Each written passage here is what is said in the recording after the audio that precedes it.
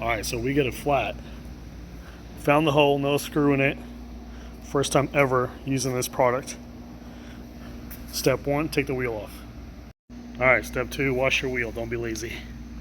Those are nice. Step 3, find the hole. I still have something in there.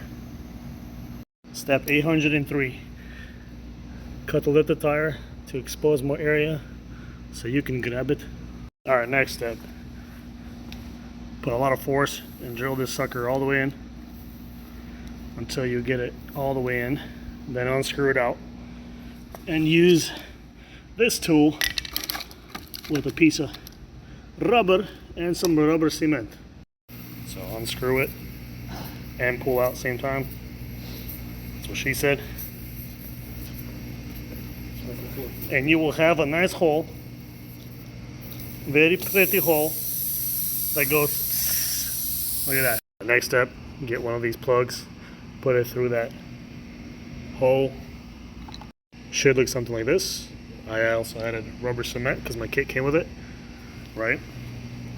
Then we place stabberoo and we stab it. Okay, so we stab, we get hurt, but we got it done.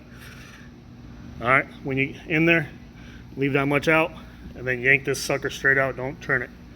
And now you gotta razor cut that off until it's flat like this. And this is how you plug a tire.